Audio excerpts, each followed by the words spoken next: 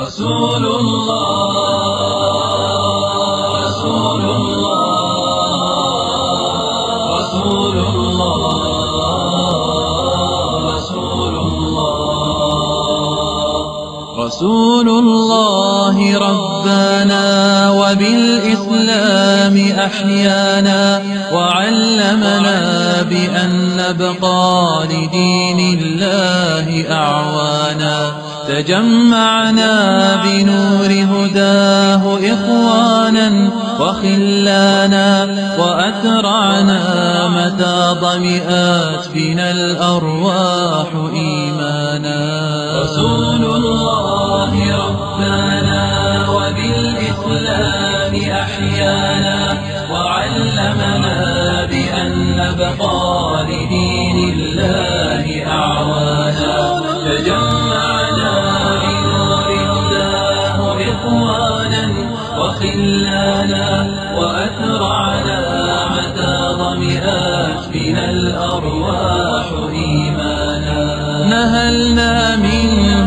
شرعتنا وأعلينا به الشانا فلم نظلم ولم نغدر ولم نستعلم குர்ஆன் உருவாக்கிய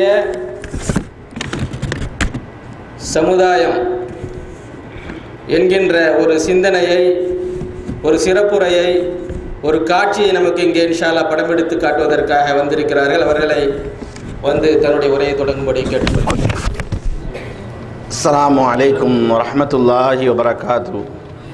இன்னல் ஹம்தலில்லாஹ் நஹ்மதுஹு வ நஸ்தஈனுஹு வ நஸ்தக்ஃபிருஹு வ நு'மினு பிஹி வ நதவக்கலு அலைஹி வ நஊது பில்லாஹி மின் ஷுரூரி அன்ஃபுஸினா வ மின் ஸய்யிஆத்தி அஅமாலினா من يهدي الله فلا مضل له ومن يضلل فلا هادي له واشهد ان لا اله الا الله وحده لا شريك له واشهد ان محمدا عبده ورسوله. اللهم صل على محمد وعلى ال محمد كما صليت على ابراهيم وعلى ال ابراهيم في العالمين انك حميد مجيد. اللهم بارك على محمد وعلى ال محمد كما باركت على ابراهيم وعلى ال ابراهيم انك حميد مجيد. اما بعد فاوصيكم عباد الله واياي اولا بتقوى الله. وقال الله تعالى في القرآن العظيم والفرقان المجيد: يا أيها الناس اتقوا ربكم الذي خلقكم من نفس واحدة وخلق منها زوجها وبث منهما رجالا كثيرا ونساء واتقوا الله الذي تساءلون به والأرحام إن الله كان عليكم رقيبا. يا أيها الذين آمنوا اتقوا الله حق تقاته ولا تموتن إلا وأنتم مسلمون. يا أيها الذين آمنوا اتقوا الله وقولوا قولا سديدا يصلح لكم أعمالكم ويغفر لكم ذنوبكم ومن يطيع الله ورسوله فقد فاز فوزا عظيما. அளவற்ற அருளாளனும் நிகரற்ற நிறைந்த அன்புடையனுமாகிய அல்லாஹுவின் திருப்பெயரை போற்றி இப்புனிதமிக்க இந்த நகரமான ஜித்தா துறைமுகத்தில் இந்த தாவாவை நம்முடைய மக்கள் மொழி வேறு பார்க்காமல் எல்லா மொழிகளுக்கும் செய்யக்கூடிய பெரும் பாக்கியத்தை இங்குள்ள பொறுப்பாளர்கள் பெற்றிருக்கிறார்கள். எங்கேயுமே அந்த மாதிரி ஒரு சூழ்நிலை அமையலை. அல்லாஹ் ரப்புல் ஆலமீன் இதிலையும் நமக்கு சில கருத்துக்களை சொல்வதற்கு, இந்த கேமில் சில தகவல்களை சொல்வதற்கு ரஹ்மான் அருள் புரிந்ததற்கு அல்ஹம்துலில்லாஹ் எல்லா புகழும் அவனுக்கே என்ற அவனை புகழ்ந்தவனாக என்னுடைய சிற்றுரையை ஆரம்பம் செய்கின்றேன். பாசத்துக்குரிய சகோதரர்களே, பெரியவர்களே, இங்கு நமக்கு பேசக்கூடிய தலைப்பு குர்ஆன் உருவாக்கிய சமுதாயம் என்ற ஒரு தலைப்பின் கீழ்தான். அப்படி என்று சொன்னால் நம்முடைய மனக்கண் முன்னால் மனிதர்கள் புனிதர்களான, உத்தமர்களான, சத்தியவான்களான, நல்லவர்களான, சொர்க்கத்தை கொண்டு நன்மாராயப்பட்ட சொல்லப்பட்ட சொர்க்கத்தை அல்லாஹு ரப்புல் ஆலமீன் கொடுப்பதாக அனைத்து சஹாபாக்களுக்கும் ரப்புல் ஆலமீன் வாக்குறுதி கொடுத்த அவங்கள்தான் முன்னால் நிற்பார்கள். அவர்களை குர்ஆன் எந்த அளவுக்கு மிகப்பெரிய ஒரு தாக்கத்தை ஏற்படுத்தியது, மிகப்பெரிய ஒரு ஏக்கத்தை எப்படி ஏற்படுத்தியது என்ற ஒரு தலைப்பின் கீழ்தான் அஸ்ஸஹாபத்து மால் குர்ஆன், சஹாபாக்கள் குர்ஆனோடு எந்த அளவுக்கு லகித்து போனார்கள், எந்த அளவுக்கு உயிரோட்டம் கொடுத்தார்கள், எந்த அளவுக்கு மதித்து காட்டினார்கள் என்ற ஒரு செய்தியைத்தான் இந்த இடத்திலே நாம் பார்ப்பதற்கு கடமைப்பட்டிருக்கிறோம். அப்படி பார்ப்பதா இருந்தால் வெறுமனே குர்ஆன் வசனத்தை மட்டும் அடுக்கி கொண்டு போக முடியாது. இந்த குர்ஆன் இறங்கிய காலகட்டம் எப்படி இருந்தது, இது இறங்குவதற்கு முன்னால் மௌட்டிய காலம் என்று சொல்கிறோமே, ஐயாமுல் ஜாஹிலியா என்று சொல்கிறோமே, மூட நம்பிக்கைகள் நிறைந்த காலம், அக்கிரமங்கள் அநியாயங்கள் நிறைந்த காலம் என்று வர்ணிக்கிறோமே, பேசி வருகிறோமே, அந்த காலம் எப்படி இருந்தது? இஸ்லாம் வருவதற்கு முன்னால், குர்ஆன் வருவதற்கு முன்னால், அல்லாஹ்வுடைய நபி உதயமாவதற்கு முன்னால், நுபுவத்துக்கு முன்னால், வஹீக்கு முன்னால் இந்த எப்படி இருந்தார்கள் மனிதர்கள்? குர்ஆன் இறங்கி இருக்கக்கூடிய காலகட்டத்தில் எப்படி இருந்தார்கள்? இந்த குர்ஆன் எந்த அளவுக்கு அவர்களை புரட்டி போட்டது, இந்த குர்ஆன் அவர்களுடைய வாழ்க்கையை எந்த அளவுக்கு மாற்றி அமைத்தது? அதே வேதம்தான், அதே குர்ஆன் தான், அதே நபிதான் நம் முன்னால் வாழ்ந்து கொண்டிருக்கிறார்கள். அவர்கள் வஃபாத்தாகிவிட்டாலும் கூட அவருடைய சொல், செயல், அங்கீகாரம் திறந்த புத்தகமாகவே வைக்கப்பட்டிருக்கிறது. நம்முடைய நிலைமை என்ன என்பதை உரசி பார்ப்பதற்குத்தான் இங்கே நமக்கு இந்த தலைப்பு தரப்பட்டிருக்கிறது. பாசத்துக்குரிய சகோதரர்களே, அல்லாஹ் அந்த ஜாஹிலியுடைய காலத்தை பற்றி, ஐயாமுல் ஜாஹிலியா மௌட்டிய காலத்தை பற்றி அல்லாஹ் சொல்லும் பொழுது அல்லாஹ் சொல்லி காட்டுகிறான், வகுந்தும் அலா ஷஃபா ஹுஃபரத்தின் மினன் நார், நீங்கள் நரகத்தின் விளிம்பிலே இருந்தீர்கள். அப்பொழுதுதான் அதுக்கு பிறகு சஹாபாக்கள் ஆகிறார்கள், ஃபன்கதகும் மின்ஹா, நம்முடைய அருணையினாலே கருணையினாலே உங்களை காப்பாற்றினோம். எதை கொண்டு காப்பாற்றினோம்? மிகப்பெரிய ஒரு ஆயுதமாக, மிகப்பெரிய ஒரு வேதமாக எது திகழ்ந்தது என்று சொன்னால், கதாலிக இபையினுல்லாஹு லக்கும் ஆயாத்தி, நம்முடைய அத்தாட்சியை விலக்கி விலக்கி இதுதான் நன்மை, இதுதான் தீமை, இதுதான் சரியான பாதை என்ற அவர்களை நாம் காப்பாற்றினோம் என்று அல்லாஹ் ரப்பல் ஆலமீன் சொல்லி காட்டிவிட்டு, லஅல்லக்கும் தஹ்ததூன், அவர்கள் நேர்வழி பெறுவதற்காக வேண்டி இவ்வாறு காப்பாற்றினோம் என்று அல்லாஹ் ரப்பல் ஆலமீன் தன் திருமறையில படம் பிடித்து காட்டுகிறான். சகோதரர்களே, ஐயாமுல் ஜாஹிலியா என்று சொன்னால் நமக்கு தெரிஞ்ச விஷயத்தை இங்கே திரும்ப திரும்ப ஞாபகப்படுத்துவதற்காக வேண்டிதான் இந்த மீட்டிங் நடந்து கொண்டிருக்கிறது. உதக்கிர் நபி அவர்களே அல்லாஹ் குர்ஆனில் சொல்கிறான், திரும்ப திரும்ப ஞாபகமூட்டுவீராக. அப்படி ஞாபகமூட்டுவது இருக்கிறதே தன்ஃபவுல் மூமினீன், நல்ல மூமினுக்கு பிரயோஜனம் அளிக்கும். அதனாலே வஹி முற்றுப்புள்ளி ஆகிவிட்டது, எல்லாம் கேட்ட செய்தியாகத்தான் இருக்கும். இனி அப்படி புதுசாக பேச வேண்டும் சொன்னால் நபிமார்கள் வர வேண்டும். குர்ஆன் போல இது போல வேதங்கள் தேவை. இருக்க சரக்கைத்தான் திரும்ப திரும்ப நம்மை ஒப்பிட்டு பார்த்து நீங்களும் நானும் திருந்த வேண்டும் என்ற அடிப்படையில் ஒரு நல்நோக்கத்திலே தான் நாம் செய்து கொண்டிருக்கிறோம். தனித்தாவாவும் செய்வோம். சகோதரர் சல்மான் அவர்கள் சொன்னதை போல தனித்தனியாகவும் சந்திப்போம், மாற்று கருத்து அல்ல. கூட்டாவும் ரசூல் ஸல்லல்லாஹு அலைஹி வஸல்லம் அவர்கள் செய்தி காட்டினார்கள். இந்த ஜும்மா ஹுத்பாவுடைய இந்த மிம்பர் இருக்கிறது, வெள்ளிக்கிழமை மட்டும் பயன்படுத்தப்படவில்லை. ரசூலுடைய காலத்திலே சனிக்கிழமையும் பயன்படுத்தப்பட்டது, ஞாயிற்றுக்கிழமையும் பயன்படுத்தப்பட்டது. அவ்வப்போதெல்லாம் மனிதர்கள் செய்யக்கூடிய தவறுகளை உயிரிலும் மேலான ஒப்பற்ற தலைவர் கண்மணி ரசூலுல்லாஹ் இங்கே நின்று பறைசாட்டி காட்டினார்கள். எனவே பாசத்துக்குரிய சகோதரர்கள் சல்மான் சொன்னதை போல இரு கருத்துகளும் இருக்கிறது. அப்படித்தான் இந்த தாவா குழு இப்பொழுது ஏற்பட்டிருக்கிறது. சகோதரர்களே, இங்கு நின்று கொண்டு பேசியவர்கள் எல்லாம் யோக்கியர்கள், கீழே இருக்கவர்கள் அயோக்கியர்கள் என்று சொன்னால் அவனை விட கேடு கெட்டவன் யாரும் இருக்க முடியாது என்பதிலே இருவேறு கருத்து இருக்க முடியாது. பாசத்துக்குரிய சகோதரர்களே, அல்லாஹ் ரப்பல் ஆலமீன் இந்த எவ்வளவு பெரிய மோசமான சமுதாயத்தை அல்லாஹ் நல்வழி படுத்தி காட்டினான். ஐயாமுல் ஜாஹிலியா மௌட்டிய காலம் என்று சொன்னால் நாம் சொல்லுவோம், அவங்க சிலைகளை வணங்கினாங்க, செத்த மாமிசத்தை சாப்பிட்டாங்க, கேவலமான கீழ்த்தரமான அசிங்கமான மோசமான எல்லா வேலையும் ஈடுபட்டார்கள், இனபந்துகளை துண்டித்து வாழ்ந்தார்கள். இன்னும் சொல்ல போனால் அண்டை வீட்டுக்காரர்களை பகைத்து வாழ்ந்தார்கள், பலமானவர்கள் பலகீனமானவர்களை அடித்து சாப்பிட்டார்கள். இன்னைக்கு யாரை எப்படி கவுத்தலாம் என்று நம்முடைய உள்ளத்தில் இருக்க போல ஐயாமுல் ஜாஹிலியா ஒளிந்தது, பின்பு நல்வழி பெற்றார்கள். திருப்பி ஐயாமுல் ஜாஹிலியா வந்துட்டு நம்மள்கிட்ட. அதனால தான் இதை பேச வேண்டிய காலகட்டத்துக்கு தள்ளப்பட்டோம். அதுபோல நான் வாசிக்கிறது ஃபுல்லாக எது நம்மள்கிட்ட இல்லைன்னு பாருங்க. அதுபோல இன்னும் சொல்ல போனால் அண்டை வீட்டுக்காரருக்கு தொல்லை கொடுத்து வந்தார்கள். சக்தி உள்ளவர்கள் அதிகார வர்க்கம் பலகீனமானவர்களை மிதித்து வந்தார்கள். என்று அந்த காலகட்டத்திலே பார்க்கிறோம். மோசடி செய்தார்கள், அமானிதத்துக்கு மாறு செய்தார்கள், பொய் சொன்னார்கள், பொய் சத்தியம் செய்தார்கள், பத்தினித்தனம் இல்லாமல் வாழ்ந்தார்கள், இரத்தார்களை ஓட்டினார்கள், எத்தீம்களுடைய பொருளை சாப்பிட்டுக் கொண்டிருந்தார்கள், நல்ல ஒழுக்கமுள்ள பெண்மணிகளை இட்டுக்கட்டி பேசினார்கள், பிறந்த குழந்தையை கொன்று குவித்தார்கள் பெண் குழந்தையா இருந்தால்.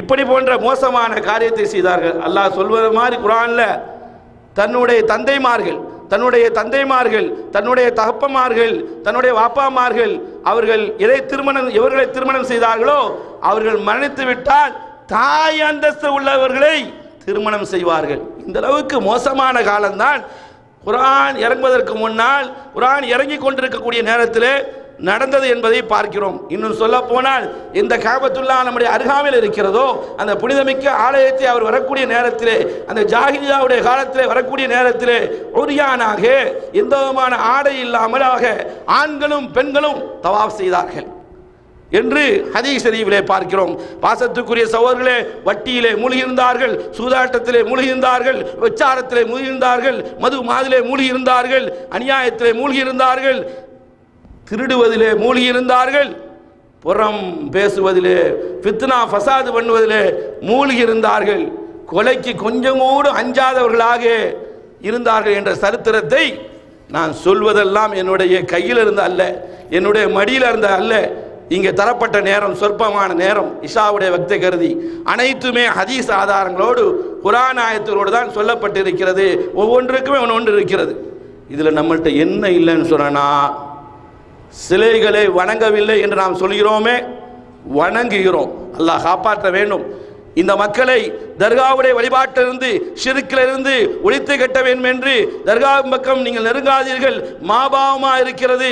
இதுக்குத்தான் குர்ஆன் வந்தது, இதற்குத்தான் நபி அவர்கள் வந்தார்கள். நல்லவர்களை வணங்காதீர்கள், வல்லவர்களை வணங்காதீர்கள், நபிமார்களை வணங்காதீர்கள் என்று சொல்லிய காரணத்தினால் இப்போ அந்த ஜாஹிலியால எந்த நபிமார்களை வணங்கினார்களோ, நேற்று இரவுலே தவாஃபில் இருக்கக்கூடிய நேரத்தில், உம்ரா செய்து கொண்டிருக்கக்கூடிய நேரத்தில் நம்ம சகோதரர்கள், நம்முடைய நாட்டை சேர்ந்த சகோதரர்கள் அந்தாஜி சர்வீஸ் இந்தாஜி சர்வீஸ் ஏதாவது பேரை சொன்னால் நம்ம மாட்டிடக்கூடாது, யாரையும் தாக்குவதற்கான சொல்ல எல்லாம் அவங்க பின்னால் ஒட்டப்பட்டிருக்கிறது. அங்கே ஷேகுமார்கள் நிற்கிறார்கள். மகாம இப்ராஹிமுக்கு முன்னாலே என்ன செய்கிறார்கள்? அதை தொட்டு முத்தம் கொள்கிறார்கள், அதில் போய் சாஷ்டாங்கம் செய்கிறார்கள், அதில் போய் சஜ்ஜா செய்கிறார்கள். எங்கே ஏகத்துவம் வேண்டுமோ ஹஜ்ஜையும் உணர்ந்து பாருங்கள், உம்ராவை உணர்ந்து பாருங்கள். வெறும் தௌஹீதை சொல்வதற்காக வேண்டிதான் அமைக்கப்பட்ட இடம். பாசத்துக்குரிய சகோதரர்களே, இந்த இப்ராஹிம் அலைஹிஸ்ஸலாம் ஏகத்துவத்தின் தென்றலாக வாழ்ந்தார்களோ, வாழ்ந்து காட்டினார்களோ, மக்களுக்கு பறைசாட்டி காட்டினார்களோ, நீங்கள் ஏகத்துவத்தை சொன்னால் உங்களுக்கும் எதிராக நடப்போம். உம்ராவிலே வந்து ஹஜ்ஜிலே வந்து அங்கே ரெண்டு ஷேகுமார்கள் சொல்கிறார்கள், மாயஜூஸ் லாயஜூஸ், கூடாதப்பா கூடாதப்பா, செய்யக்கூடாது. அதற்கும் கேட்கல. திரும்பவும் இந்த அரபி தான் வழங்காத, சம்பாதிக்க அரபி வழங்கும், திரும்பவும் செய்கிறார்கள். பிதாத்து பிதாத்து என்று அவர் சொல்கிறார். அதற்கு விளங்கல. அப்பா ஹராமப்பா ஹராமப்பா, கண்கூடாக பார்த்தது, காதால கேட்டது, நேற்று இரவுல நள்ளிரவுல பார்த்தது, திரும்ப பிதாத்துன்னு சொல்கிறார். அதற்கு இவன் அஞ்சல்ல, அஞ்சான் அஞ்சமல்லவா, அதற்கு இவர்கள் அஞ்சவில்லை. திரும்ப சொல்கிறார், ஷிர்கப்பா விட்டுறப்பான்னு சொல்கிறார். முடியல. அவர் சொன்ன வார்த்தை உண்மைதான். அனைத்துமே லைன் அஷ்ரக்த லயஹபத்தன் அமலுக்கு, உயிரிலும் மேலான ஒப்பற்ற தலைவர் கண்மணி ரசூலுல்லாஹ் அவர்களை பார்த்து அல்லாஹ் சொல்கிறான், ஷிர்க் என்றா என்னவென்று தெரியாத மாநபி அவர்களை பார்த்து சொல்கிறான், நபி அவர்களே நீங்கள் நினைவைத்தால் உங்களுடைய அமல் பாழாய்விடும், நஷ்டவாளர் ஆய்விடுவீர்கள் என்று சொல்கிறான். அதே கருத்தை சொன்னார்கள். அல்லாஹ் காப்பாற்றினான். இந்த காபாவை, இந்த மதீனாவை ஏகத்துவவாதி கையிலே கொடுத்து காப்பாற்றினான். சலஃபு சாலிஹான நல்லடியார்களானே, முன்னோர்களானே அவர்கள் கையில் இருக்கக்கூடிய நேரத்தில் தான் கொடிமரம் ஜெண்டாக்கள் பறக்காமல் இருக்கிற சகோதரர்களே, இது அல்லாஹ் கியாமத்தில் வரைக்கும் அவன் பாதுகாப்பா என்பதிலே நமக்கு நல்ல நம்பிக்கை உண்டு. இதிலையும் நம்ம தவிர்ந்து சொற்பமான விரல் விட்டு எண்ணக்கூடியவர்கள் தான் ஏகத்துவத்துடைய தென்றலாக வாழ்கிறோம். அதை கணக்கிட்டுடலாம். அதுபோல் நம்ம இடத்துல ஏராளமான, இதில் ஒன்றே ஒன்று இல்லை, நம்முடைய தந்தைமார்கள் நிக்கா செய்த நம்ம அது ஒன்று தான் செய்ய மாட்டோமே தவிர, இது அல்லாத செத்த பிணத்தை அதாவது சாப்பிடக்கூடாது. பள்ளி பக்கமே நெருங்காவனாக இருந்தால் தான், வருஷ முசலியாக இருந்தாங்க தான், வார முசலியாக இருந்தாங்க தான். ஆமாம், செத்த பிணத்தை சாப்பிடக்கூடாது. இதை மாதிரி ஒன்று ரெண்டில் தான் நம்ம என்ன செய்வோம், தவிர்த்து கொள்வோம். இது அல்லாத எல்லா செயல்களுமே நாம் குறைந்தவர்கள் அல்ல. இந்த குர்ஆன் நம்மளை எந்த அளவுக்கு இன்னும் நம்மளை பின்தங்க வைக்கிறது என்பதைத்தான் இந்த நன்னேரத்தில் நாம் உணர்வை கடமைப்பட்டு இருக்கிறோம். அவருடைய சரித்திரங்களை பார்க்கும் பொழுது சஹாபாக்களாக ஆகுவதற்கு முன்னால் மௌட்டிய காலத்தில் இருந்தார்களே, குர்ஆன் இறங்குவதற்கு முன்னால் குர்ஆன் இறங்கி கொண்டிருக்கக்கூடிய காலகட்டத்தில் இருண்ட காலம் என்று ஆசிரியர்கள் வர்ணிக்கிறார்கள். வரலாற்று ஆசிரியர்கள் மனிதன் என்ற மிருகம் வாழ்ந்தது என்று சொல்லி காட்டினார்கள். அந்த மனிதர்கள் அவர்களை எப்படி புனிதர்களாக இந்த குர்ஆன் ஆக்கி காட்டியது. பாசத்துக்குரிய சகோதரர்களே, அவர்கள் இல்லை என்று சொன்னால் இந்த இஸ்லாமுடைய தூண்கள் இந்த ஜித்தா போன்ற இது போன்ற நகரங்களிலே இஸ்லாம் கொடிகட்டி பறந்திருக்குமா என்பதைத்தான் இந்த நல்ல நேரத்தில் சிந்திக்க வேண்டும். குர்ஆன் புரட்டி போட்ட சமுதாயம், அந்த சமுதாயம், அந்த நல்லவர்கள், அவர்களுக்காக நாம் துஆ செய்ய வேண்டும். அவர்களை பற்றி தப்பான எண்ணம் வந்துவிட்டால் அவன் சராசரி முஸ்லீமாகவே இருக்க முடியாது என்பதிலே சகோதரர்களே மாற்று கருத்து இல்லை. பாசத்துக்குரிய சகோதரர்களே, அந்த அளவுக்கு உலகத்தை மாற்றி அமைத்தது அருள்மறையாம் திருமறை என்பதை பார்க்கிறோம். அதற்கு பின்னால் அவர்கள் நல்லவர்களாக வாழ்ந்தார்கள். ஆனால் இந்த குர்ஆன் இறங்கக்கூடிய காலகட்டத்தில் அதற்கு முன்னால் குர்ஆன் இறங்குவதற்கு முன்னால் தௌஹீதையே சொல்வதற்கு ஆள் இல்லைன்னு நினைச்சிடக்கூடாது. ரசூல் வருவதற்கு முன்னால், ரசூல் அல்லாஹ்வுடைய நபியாக வருவதற்கு முன்னால், ரசூல் வாழ்ந்து நபித்துவம் கிடைப்பதற்கு முன்னாலே இப்ராஹிம் அலைஹிஸ்ஸலாத்து வஸ்ஸலாம் அவர்கள் மார்க்கம் இருந்தது என்பதை புகாரி ஷரீஃபிலே பார்க்கிறோம். பாசத்துக்குரிய சகோதரர்களே, அதனாலே தான் அல்லாஹ்வுடைய நபியாக, அல்லாஹ்வுடைய நபி, அவருடைய தந்தை, அவருடைய தாய் அல்லாஹ் காப்பாற்றணும்.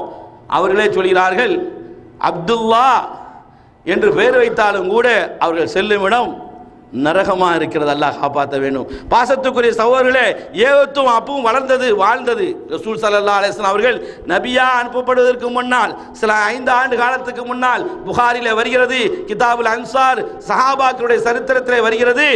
புகாரிலே வரக்கூடிய செய்தியை தமிழில் படித்து பாருங்க. பெருமானா ஸல்லல்லாஹு அலைஹி வஸல்லம் அவர்கள் பல்தஹ் என்ற ஒரு பள்ளத்தாக்கிலே நபி அவர்கள் அங்கே விஜயம் செய்கிறார்கள். அவர்கள் பிரயாணம் செய்வதற்கு காரணமாக அந்த ஐயாமுல் ஜாஹிலியால ஒரு பழக்கம் இருந்தது. பிரயாண உணவு என்று வைப்பார்களாம். வைக்கும் பொழுது பல்வேறு மக்கள் சாப்பிடுகிறார்கள். ஒரே ஒரு மனிதர் ஜெயித் என்ற ஒரு மனிதர், ஜெயித் இப்னு அம்ர் இப்னு நுஃபைல் என்ற மனிதர், அவர் சொல்கிறார், இது வஹி அருளப்படுவதற்கு முன்னால், குர்ஆன் இறங்கப்படுவதற்கு முன்னால் அவர் சொல்கிறார், இந்த விருந்தை நீங்கள் வைக்கிறீங்க, பிரயாண உணவு என்று நபி ஆவதற்கு முன்னால் ரசூலுக்கு வைக்கிறீங்க, அவர் ரசூல் ஆவதற்கு முன்னால் நீங்கள் வைக்கிறீங்க, இந்த உணவுக்கு அவரை அழைத்தார்கள், ஜெயித் என்பவரை அழைத்தார்கள். அவர் சொன்னார், நான் இந்த உணவு பக்கம் நான் நெருங்க மாட்டேன், இது நான் சாப்பிட மாட்டேன் என்று மறுத்தார். அவங்க மக்கள் கேட்டாங்க, எல்லோரும் சாப்பிட்றமே, நீங்கள் ஏன் சாப்பிடலை என்று கேட்கும் பொழுது, நீங்கள் வழிபாட்டு தலங்களுக்காக வேண்டி அறுத்தீர்கள். எப்படி நம்மளவர்கள் தர்காக்களில் போய் ஆடு மாடு கொடுப்பார்களோ அதுபோல அந்த மக்கத்து காஃபிர்கள், மக்கத்து முஷ்ரிக்கீன்கள் அல்லாஹ்வை ஏற்றுக்கொண்டு இணை வைத்த அந்த ஐயாமுல் ஜாஹிலியால இதை நான் சாப்பிட மாட்டேன் என்று சொன்னார் அவர்.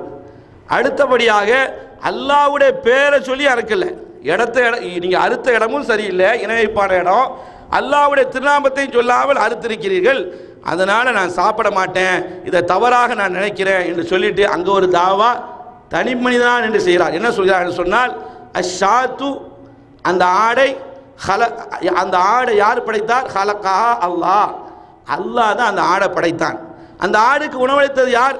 வன்சல மின சமாய் மான், அவன் அல்லாஹ் தான் மழையை புளிய செய்தான்.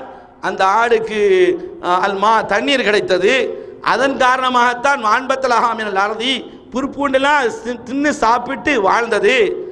பின்பு சும்மா ததுபஹூன, அதை அறுக்கிறீர்கள், உங்களுக்கு உணவாக அறுக்கிறீர்கள். நன்றி கெட்டவர்களே, அந்த தண்ணி இறக்கிறது அல்லாஹ் அல்லவா, அதனாலே தானே அது புற்பூண்டு முளைத்து அதை சாப்பிட்டது, அதற்கு பிறகு அதை நீங்கள் சாப்பிடுறீர்களே, நன்றி மறந்து அல்லாஹ்வுடைய திருநாமத்தை சொல்ல மாட்டிருக்கிறீர்கள், அவனை கண்ணியப்படுத்தாமல் உங்களுடைய மூட நம்பிக்கையின் அடிப்படையில் நல்லவர்களாக வாழ்ந்ததை தெய்வமாக நினைக்கிறீர்களே, இது எவ்வளோ பெரிய மாபாவம் என்று சொல்லி தான் சாப்பிட மாட்டேன்னு சொன்னார். ரசூலுடைய காலத்திற்கு நபியாவதற்கு முன்னால், ரசூல் நபியாவதற்கு முன்னால் இந்த சர்ச்சை நடக்கிறது. கண்மணி நாயகம் ஸல்லல்லாஹு அலைஹி வஸல்லம் அவர்கள் பிற்காலத்தில் இவரை பற்றி சொல்லக்கூடிய காலகட்டத்தில் சொல்லி காட்டுகிறார்கள், ஏறத்தாழ நுபுவத்துக்கு முன்னால் 5 ஆண்டுகளுக்கு முன்னாலே இவர் மரணித்து விட்டார். இவர் ஒரு ஏகத்துவவாதியாக வாழ்ந்தார். இவர் யாருன்னு சொன்னா, உமர் ரலியல்லாஹு தஆலா இருக்காங்க இல்லையா, அவங்களுடைய தகப்பனார் இருக்காங்க இல்லையா, அவங்க தகப்பனாருக்கு சகோதரர் இருக்காங்கல்லவா, அவருடைய மகனார் என்று வர்ணிக்கப்படுகிறது. ஆனால் இவர் யாருடைய மார்க்கத்தில் இருந்தார்? இப்ராஹிம் அலைஹிஸ்ஸலாத்து வஸ்ஸலாமுடைய மார்க்கத்திலிருந்து முஸ்லீமாகவே மரணித்தார் என்பதை பார்க்கிறோம். ஆனால் ஐயாமுல் ஜாஹிலியா என்று சொன்னால் முத்துமட்டமாக எல்லோருமே காஃபிர்களாக இருந்தார்கள், முஷ்ரிக்கீனாக இருந்தாலும் அர்த்தம் அல்ல. நபிமாருடைய அந்த சங்கிலி தொடர் அப்படியே இணைத்து வந்தது. பின்பற்றக்கூடியவர்களும் சொற்பமானா இருந்தார்கள். இன்னைக்கு முஸ்லீம்கள் என்ற அந்த கோட்டைக்குள்ளேயே ஏகத்துவவாதிகள் அதிகமா, முஸ்லீம் என்று சொல்லிக்கொண்டே சிறுக்கு வைப்பது அதிகமா. இது நீங்கள் நானும் சொல்ல தேவையில்லை, அல்லாவே சொல்றான், ஒமா யூமினு அக்ஸரும் பில்லாஹ் வஹும் முஷ்ரிகூன். அதிகமானவன் சிறுக்கு வச்சு தான் இருக்கான் ஈமான் கொண்ட நிலைமையில என்று அல்லாஹ் சொல்ற மாதிரி தான் இன்னைக்கு நம்முடைய வாழ்க்கையிலையும் பார்த்து கொண்டிருக்கிறோம். ஆனால் நல்லவங்களும் இருந்தாங்க. நபி ரசூலுல்லாஹி ஸல்லல்லாஹு அலைஹி வஸல்லம் வருவதற்கு முன்னால், குர்ஆன் அருளப்படுவதற்கு முன்னால் இது போன்ற நல்லவர்கள் இருந்தாங்க. இவர் செய்த காரியத்தை பற்றிய பெரிய பட்டியலாக சொல்லலாம். அதாவது ஸைத் இப்னு அம்ர் என்ற இவர் காபத்துல்லாவில் சாய்ந்து கொண்டு யார் யாரெல்லாம் அல்லாஹ்வை வணங்கவில்லையோ நீங்கள் வழிபடக்கூடிய தெய்வங்கள் அது அல்லாஹ் இடத்துல கோபத்தை தரும் என்றெல்லாம் சொல்லுவாராம். அதாவது குழந்தைகளை பெண் குழந்தையை கொன்று குவித்தால் காபத்துல்லா வாசல் என்று கொண்டு இப்படி கொன்று குவிக்காதீர்கள், இதற்கு பொறுப்பு நான் ஏற்றுக்கொள்கிறேன், நான் வளர்க்கிறேன் என்ற அடிப்படையில் கொண்டு போயிடுவாராம். பின்பு அது வயசுக்கு வந்தால் விரும்பினா நீங்களே வளருங்க, அப்பவும் விரும்பாவிட்டால் நானே வளர்க்கிறேன் என்ற அளவுக்கு போனார். அல்லாவே கண்டிக்கிறான். இதா புஷ்ஷிர அஹதுஹும் பில் உன்ஸா, அந்த மக்கத்து காவிர்களுக்கு பெண் குழந்தை பிறந்து விட்டது என்று சுப செய்தி சொல்லப்பட்டால் வல்ல வஜுஹு முஸ்வத்தன் வ கலீம், முகம் கருத்து போய் கவலை கொண்டவர்களாக ஆய்விடுகிறார்கள். காரணம் என்ன? கேவலக்குரிய விஷயம். பெண் வாழ பிறந்தவர் அல்ல, ஆள பிறந்தவர் அல்ல, வருமானத்துக்குரியவர் அல்ல என்ற அடிப்படையில் பெண் சமுதாயத்தை கேவலமாக மதித்தார்கள். எத்தவாரா மினல் கௌமி மின் சூயின், இது ஒரு மிக கெடுதியானது, கேவலமானது. சமுதாயம் நம்மளை மதிக்காது, சமுதாயத்தை விட்டு ஓடிடுவாங்களாம். அல்லாஹ் சொல்றான், அலா சா மாயஹக்குமூன், நீங்க செய்யக்கூடிய அட்டகாசம் மோசமானது என்று அல்லாஹ் ரப்புல் ஆலமீன் சொல்லி காட்டுறான். இந்த ஐயாமுல் ஜாஹிலியா இன்னைக்கு நம்மள்ட்ட இருக்கு சகோதரர்களே. நம்ம கூட நம்ம எங்க ஊர்ல சொல்லுவாங்க, நம்ம நாட்டில் சொல்லுவாங்க, கொஞ்சம் ரொம்பவும் கலகலப்பா இல்லைன்னு சொன்னா, என்ன பொம்பளை புள்ள பெத்த வீடு மாதிரி இருக்கு அப்படின்னு சொல்லக்கூடிய காட்சியை முஸ்லீம்களுக்கு மத்தியில் பார்க்குறோம். காரணம் என்னன்னா, இன்னைக்கு என்ன ஏகத்துவம் பிறந்தாலும் சரியே, வளர்ந்தாலும் சரியே, நம்ம இடத்துல குர்ஆன் சுன்னாவை பின்பற்றினாலும் சரியே, எந்த ஏக்கவாதியாக இருந்தாலும் சரியே, வரதட்சணை ஒழிப்பதற்கு தயாராக இல்லை. நான் ஒரு குதிரை கொம்பா இருந்தேன்னு சொன்னா, நான் பணக்காரனாக இருந்தேன்னு சொன்னா, வரதட்சணை இல்லாமல் அந்த பணக்கார வீட்டில் தான் பெண் எடுக்கணும்னு நினைக்கிறோம். இது மறைமுகமான வரதட்சணை. அவன் ஜாஹிலியா ஓயவே இல்லை. ஏனென்றால் அவர்கள் ஏன் கொண்டார்கள் தெரியுமா? ஆண் பிறந்தால் வருமானம், பெண் குழந்தை பிறந்தால் செலவு என்ற அடிப்படையில் தான் அவர்கள் செய்தார்கள். எனவே பாசத்துக்குரிய சகோதரர்களே, அல்லாஹ் ரப்புல் ஆலமீன் அந்த மாதிரி காலகட்டத்திலே தான் திருமறை அல் குர்ஆனை அல்லாஹ் இறக்கி வைக்கிறான் என்ற செய்தியை கூட பார்க்கிறோம். இதே செய்து இவரை பற்றி தொடர்ச்சியாக புகாரில் நீண்ட நடிகை ஹதீஸ்கள் வந்து கொண்டே இருக்கும். இவர் தனி மனிதனாக இருந்து சகோதரர் சல்மான் சொன்னதை போல தனி மனிதனாக இருந்து பிரச்சாரம் செய்தார். யூதர்களோடு சண்டையிட்டார், கிறிஸ்துவரோடு சண்டையிட்டார். நீங்கள் வணங்கக்கூடிய மார்க்கம் சரியல்ல, சரியான வழி அல்ல, இப்ராஹிம் அலைஹிஸ்ஸலாத்து வஸ்ஸலாம் அவருடைய மார்க்கம் தான் சரி என்று பல ஆதாரங்களை எடுத்து வைத்து, யா அல்லாஹ் இவர்கள் வணங்குவதை விட்டு நான் ஒதுக்கிக் கொண்டு இப்ராஹிம் அலைஹிஸ்ஸலாம் கொண்டு வந்த மார்க்கத்தை ஏற்றுக்கொண்டு உன்னையே இரட்சகனாக ஆக்கிக் கொள்கிறேன் என்று சொன்னார் என்ற செய்தியை இமாம் புகாரி அவர்கள் சஹாபாக்கள் என்ற புகழுக்குரிய அந்த இடத்துல இவரையும் கொண்டு வரப்படுகிறது. இவர் சஹாபி அல்ல, இருந்தாலும் கூட இஸ்லாம் வருவதற்கு முன்னால் இப்ராஹிம் அலைஹிஸ்ஸலாத்து வஸ்ஸலாம் அவருடைய வழியை பின்பற்றிக்கிறார் என்ற அடிப்படையில் இவரையும் கொண்டு வரப்படுகிறது. சரி, குர்ஆன் இறங்கப்படுவதற்கு முன்னால் தன்னுடைய தாயுடைய அந்தஸ்தில் இருக்கக்கூடியவர்களை திருமணம் செய்தார்கள். திருமணம் செய்து அல்லாஹ் அதையும் தடை செய்தான். இன்னவுக்கான ஃபாஹிஷா, இது அருவருப்பானது, வெக்கமானது, கேவலமானது, ஒமக்தா, அல்லாஹ்வுடைய சாபமும் கோபமும் இறங்கக்கூடியது, வஸா சபீலா, மோசமான பாதை என்று அல்லாஹ் சூரத்து நிசாவிலே கண்டித்தான். பின்பு அந்த சமுதாயம் திருத்திக் கொண்டார்கள். பாசத்துக்குரிய சகோதரர்களே, புகாரில் வருகிறது, இஸ்லாம் வருவதற்கு முன்னால் நான் ஆரம்பத்தில் சொன்னேனே, தவாஃபை உரியானாகவே நிகழ்த்தினார்கள். அல்லாஹ்வுடைய கலாம் சொன்னது, அல்லாஹ்வுடைய நபி சொல்லி காட்டினார்கள். அல்லாஹ் வசனத்தை இறக்கியிருக்கிறான், ஹுது ஸீனத்தக்கும் இந்த குல்லி மஸ்ஜிதின், எல்லா மஸ்ஜிதிலையும் நல்ல ஆடை உடுத்திடுவாங்க. அதனால இனி தவாஃப் செய்யக்கூடிய காலகட்டத்தில் ஆடை உடுத்திட்டு தான் வரணும் அல்லாஹ் இறக்கியிருக்கான்னு சொன்ன உடனே அந்த மோசமான காலத்தில் இருந்தவர்கள் நல்லவர்களாக மாறினார்கள் என்ற செய்தியை கூட இமாம் புகாரி அவர்கள் தங்களுடைய நூலில் கொண்டு வரக்கூடிய செய்தியை நாம் பார்க்குறோம். எனவே பாசத்துக்குரிய சகோதரர்களே, சஹாபாக்கள் குர்ஆன் இறங்கியதன் காரணமாக. குர்ஆன் அவளை எந்த அளவுக்கு உருவாக்கியது என்று பாருங்கள்.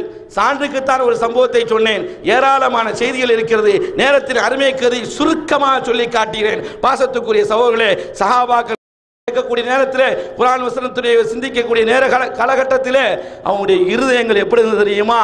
நடுங்கும் சகோதரர்களே. இன்னைக்கு கம்பீர பிரச்சாரிகள் வந்தால்தான் சீடிக்கள் மூலமாக அனைத்து படங்களையும் ரசிப்பதை போல இவர் பேச்சு நல்லா இருந்தது, நன்றாக இருந்தது என்ற அடிப்படையில் காலுக்கு மேலே காலை போட்டு கேட்கறது குற்றம் அல்ல.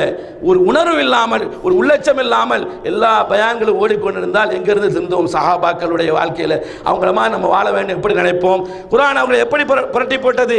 குர்ஆன் ஆயத்தை கேட்டால் அவருடைய உள்ளங்கள் நடுகு மட்டுமல்ல, அவருடைய மேனிகள் சிலிர்த்து விடும். அல்லாஹ் சொல்லி காட்டுகிறான். அது மட்டுமல்ல சகோதரர்களே, அந்த குர்ஆனோடு லகித்து போவார்கள். கண்களில் இருந்து கண்ணீர் தாரதாரையாக ஓடுமா? என்னைக்காவது உங்களுக்கும் எனக்கு ஓடி இருக்கிறா சகோதரர்களே? ரமலான் வந்தால் குர்ஆன் இருக்கிற மாதிரி ஒரு காட்சி தெரிகிறது. ரமலான் போய்விட்டு ஷவ்வால் வந்துவிட்டால் அடுத்த ஷாபான் வரைக்கும் குர்ஆன் எங்கே இருக்கிறது என்பது யாருக்கு தெரியும்? எவருக்கு தெரியும்? இது போன்ற மேடைகளை வைத்தால் தான் புடிபடும், புரியும் என்ற நிலைமைதான் எனக்கும் உங்களுக்கும் இருக்கிறது சொன்னால் அந்த நல்லவர்களை வல்லவர்களை கொஞ்சம் உரசிப்பாருங்கள். குர்ஆன் எந்த அளவுக்கு அவருடைய வாழ்க்கையை புரட்டி போட்டது, மாற்றி அமைத்தது என்பதை சகோதரர்களே, பாசத்துக்குரிய சகோதரர்களே, கண்ணீரோடு சிந்தித்து பாருங்கள். இது ஒரு வீர உரையாக நினைக்க வேண்டாம். நம்முடைய நிலைமை என்ன என்று அல்லாஹ் இடத்தில் அழுது புலம்பி பாருங்கள். நாம் செல்ல வேண்டிய இடம் என்று பாருங்கள். இருக்கிறேன் என்று சொல்வதற்கு முன்னால், இந்த பேச்சை முடிப்பதற்கு முன்னால் அல்லாஹ் என்னை இல்லாமலும் ஆக்கிவிடுவான். பாசத்துக்குரிய சகோதரர்களே, எங்கே போய் கொண்டிருக்கிறோம்? இந்த கவலைக்காக வேண்டி இந்தியாவிலிருந்து ஸ்ரீலங்காவிலிருந்து இங்கே பிழைக்க வந்தோமோ? நிரந்தரமான உலகத்துக்கு என்ன செய்திருக்கிறோம்? நமக்கு குர்ஆனுக்கும் என்ன தொடர்பு என்பதை பாசத்துக்குரிய சகோதரர்களே சிந்தித்து பார்ப்பதற்கு கடமைப்பட்டு இருக்கிறோம். அதற்காக வேண்டிதான் இந்த தலைப்பு இங்கே தரப்பட்டிருக்கிறது. சகோதரர்களே, நீங்கள் அறிந்த சம்பவம், சஅத் இப்னு ரலியல்லாஹு அன்ஹு அவர்கள் இஸ்லாத்தை ஏற்றுக்கொள்கிறார்கள். குர்ஆனுடைய நல்லெண்ணம் அவர்களுக்கு வந்ததனால இந்த சஅத் அவர்கள் இஸ்லாத்தை ஏற்றுக்கொண்ட உடனேயே அவங்க உம்மா சொல்கிறாங்க, பாப்பா புதிய மார்க்கத்தின் பக்கம் போகாத, நீங்கே வந்துரு. இன்னைக்கு நம்ம சொல்லுவோம்லவா, குர்ஆன் ஹதீஸின் பக்கம் வாங்கினா அவன் சொல்ல என்ன கேட்குற? நம்ம முன்னோர்கள் என்ன செய்தாங்க பாரு, அவங்க எப்படி போனாங்களோ அப்படியே போவோம். ஜாகிலியாத்துலையும் இஸ்லாம் வருவதற்கு முன்னாடி, இஸ்லாம் வந்ததுக்கு பின்னாடி சொன்னாங்க. குர்ஆன் அல்லாஹ் சூரத்துல் பக்ராவில் பல்வேறு இடங்களில் சொல்கிறான், எங்கள் ஆபாக்கள் தான், முன்னோர்கள் தான் பின்பற்றுவோம் அப்படின்னு சொல்கிற மாதிரி. அந்த குர்ஆன் இறங்கி கொடுக்கக்கூடிய காலகட்டத்தில் வந்து சஅத் ரலியல்லாஹு தஆலா இஸ்லாத்தை ஏற்றுக்கிட்டாங்க. அப்போ அவங்க உம்மா சொன்னாங்க, நீ இஸ்லாத்தை ஏற்றுக்கிட்டேன்னு சொன்னா உங்க கூட பேசவே மாட்டேன்.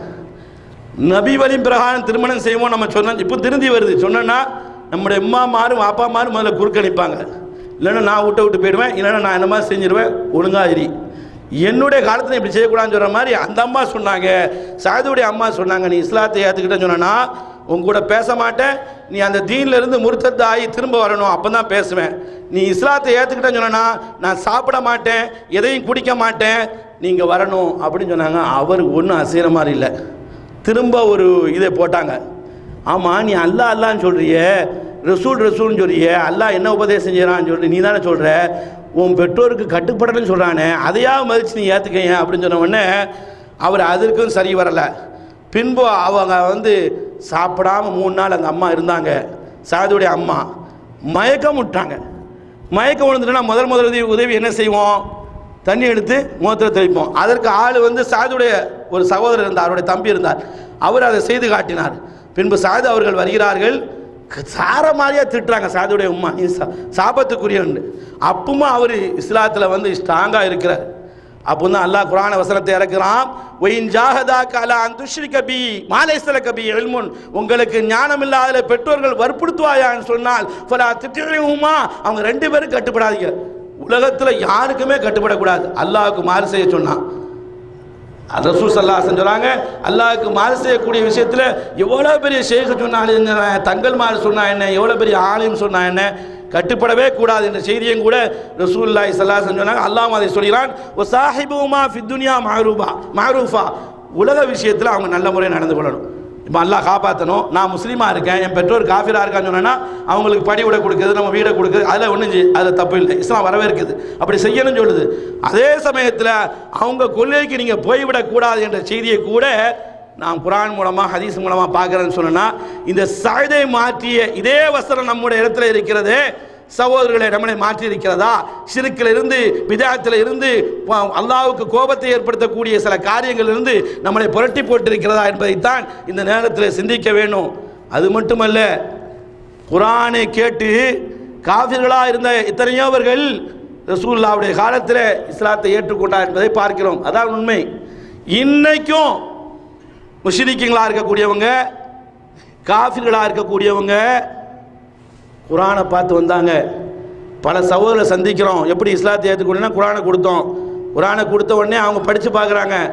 ஒரே ஒரு வசனத்தை பார்த்து ஒரு ஆள் இஸ்லாத்தை ஏற்றுக்கொண்டார். குர்ஆனை திறந்த உடனே ஏற்றுக்கொண்டார். ஏற்றுக்கொண்டு என்னன்னு சொன்னா, தாலிக்கல் கிதாபு லா ரைப ஃபீ அப்படின்னு அந்த வசனம் தான் அவரை இஸ்லாத்துக்கு கொண்டு வந்ததான். எங்க இஸ்லாத்துக்கு கேட்டு வந்தீங்க என்று கேட்கும்போது சொன்னார், என்ன அந்த வசனத்தில் என்ன இருக்குது? இது இறைவனுடைய வேதம், லா ரைப ஃபீ, இதில் எந்த விதமான சந்தேகம் இல்லை. அப்போ அவர் சிந்திச்சாரா, யாராவது புக்கை எழுதுனான்னு சொன்னா இதையும் தவறு இருந்தால் ஆசிரியரா எனக்கு நீங்கள் உணர்த்தவும் என்று சொல்லுவார். ஆனால் இது எழுத்தரப்பில் ஒரே அடி அடிக்கிறது சொன்னால் மனித கரங்கள் இதில் வந்திருப்பதற்கு வாய்ப்பில்லை என்று அவருடைய ஆய்வு. ஆனால் இன்றைக்கு நம்முடைய முஸ்லீம்களுடைய நிலைமை என்ன? ஆரம்பத்தில் நான் சொல்கிற மாதிரி இன்னும் ஷிர்க்குடைய கோட்டையில் தான் மழை வருகிறோம். இந்த காபத்துல்லாவை உமர் ரலியல்லாஹு தஆலா அவர்கள் அதை தொடும் பொழுது, அந்த அஜில் அஸ்வதை கல்லை தொடும் பொழுது சொன்னார்கள். என்ன சொன்னார்கள் என்று சொன்னால், இந்த குர்ஆன் இறங்குவதற்கு முன்னால் அவர் ஒரு மாதிரியாக இருந்தாங்க. குர்ஆன் இறங்கியதற்கு பின்னால் ஹஜர் அஸ்வத் கல்லை பார்த்து பேசினார்கள். என்ன சொன்னார்கள்? இன்னக லா தன்ஃபஉ வலா ததுரு, கல்லே நீ கல்லு தான், உனக்கு எந்த விதமான சக்தியும் கிடையாது, நீ நன்மையும் செய்ய முடியாது, தீமையும் செய்ய முடியாது. இன்னைக்கு இஸ்லாத்தில் எத்தனை பேருக்கு இருக்குது? அப்படி இருந்தால் இப்ராஹிம் அலைஹிஸ்ஸலாம் கல்லை போய் நம்ம முத்தமிடுவோமா? இன்னும் தெரிஞ்சுக்கங்க, இந்த காபாவுக்கு எந்த விதமான சக்தி இல்லைங்க. அதான் அல்லாஹ் சொல்கிறான், நான் சொல்லலைங்க. இன்னும் சொல்ல போனால் அது கல்லு தான். அவன் ரசூலுல்லாஹ் சொன்னான், ரசூல் ஸல்லல்லாஹு அலைஹி வஸல்லம் இடத்துல பாடம் பெற்ற அந்த உமர் சொன்ன மாதிரி, பெருமானார் முத்தமிடலன்னு சொன்னால் நானும் முத்தெடுக்க மாட்டேன். இந்த இதுல இருந்தால் நாங்கள் மீண்டும் கல்லு தான். அல்லாஹ் சொல்கிறான், ஃபல்யாபுது ரப்ப ஹாதல் பைத், இந்த பைத்துல்லாவுக்கு எவன் சொந்தக்காரன் அவனே வணங்குன்னு சொல்கிறான். நாமும் அந்த காபாவை ஒரு தெய்வமாக நினைச்சா என்ன ஆகும்? இதில் மாற்று மத நண்பர்கள், அன்பர்கள், சகோதரர்கள் புரிந்து கொள்ள வேண்டும். அவங்க நினைத்து விடக்கூடாது. எப்படி நாம வளம் வருகிறோமோ அதுபோல தெய்வம் நினைத்து வளம் வருகிறார்கள் நினைத்து விடக்கூடாது. இஸ்லாத்தினுடைய பார்வையில் அது கல்லாகத்தான் இருக்கிறது. அதற்கு எந்த விதமான சக்தி இல்லை. அல்லாஹ் சுற்றி வர சொன்னால் சுற்றி வர சொல்லுவான். அல்லாஹ் கிணத்துல விழுந்து சாகு என்று சொன்னால், நெருப்பில் இருந்து சாகு என்று சொன்னால், காலு சமியனா வாத்தாயினா, நாங்கள் செவிமடித்தோம், கட்டுப்பட்டோம். இதுதான் ஆன்மீக சக்தி அங்கே இருக்கிறது. அவன் எஜமான் சொல்வதற்கு என்ன அடையாளம்? இதுதான் அடையாளம். அதனால பாசத்துக்கு ஒன்னே ஒன்று அல்லாஹ் சொல்கிறான், தாலிக்க உமை அல்லாஹ் ஷாயிர் அல்லாஹ், அந்த காபாவுடைய தவாஃப் வரக்கூடிய அந்த வளமா இடமா இருக்கட்டும், சஃபா மர்வாவாக இருக்கட்டும், எல்லாம் அல்லாஹ்வுடைய சின்னம்பா. இது ஆரம்ப காலத்தில் வைக்கப்பட்டது. நம்முடைய தந்தை ஆதம் அலைஹிஸ்ஸலாம் கட்டிய பள்ளியாக இருக்கிறது. பழைய வீடுக்கு என்னைக்கு மரியாதை உண்டு என்ற ஒரு சித்தாந்தம் தான் இஸ்லாம் சொல்லி காட்டுது. ஆனால் காஃபிர்கள் இஸ்லாத்துக்கு மக்கத்து காஃபிர்கள் இஸ்லாத்தை ஏற்றுக்கொண்டார்கள். எப்படி ஏற்றுக்கொண்டார்கள் சொன்னால், பல்வேறு வசனங்களை கேள்விப்பட்டு இஸ்லாத்தை ஏற்றுக்கொண்டார்கள். ஜுபைர் இப்னு முத்தைம் என்ப ஒரு சஹாபியை நீங்கள் கேள்விப்பட்டிருப்பீங்க. அவங்க பத்ர் கைதிகளை வாங்குவதற்காக ரசூல் ஸல்லல்லாஹு அலைஹி வஸல்லம் அவங்க கைதிகளை அதாவது அரெஸ்ட் பண்ணிட்டாங்க, கைது செஞ்சுட்டாங்க. அந்த கைதியை தண்டகற்றம் கொடுத்து வாங்குவதற்காண்டி வருகிறார்கள். அவர் யாராக இருக்கிறார்? அப்போ இஸ்லாத்தை ஏற்றுக்கொள்ள முஷ்ரிக்கா இருக்கா? அது புகாரில் வருகிறது. அவர் முஷ்ரிக்கா இருக்கார். அந்த நேரத்தில் ரசூலுல்லாஹ் மக்ரிப் தொழ வைக்கிறாங்க. என்ன ஓதி தொழ வைக்கிறாங்கன்னா, சூரத்து வத்தூர் என்ற அந்த வசனத்தை ஓதி ரசூல் ஸல்லல்லாஹு அலைஹி வஸல்லம் தொழ வைக்கிறாங்க. தொழ வச்ச உடனே அவருக்கு சிந்தனை மாறியது. அதில் என்ன வருதுன்னு சொன்னா, ரசூலுல்லாஹ் ஓதுறாங்க, அம் ஹுலிகு மின் கைரி ஷையின், இவர் வந்த காரியம் வேற. இவர் காஃபிரா இருந்து குர்ஆனை கேட்கிறாரு.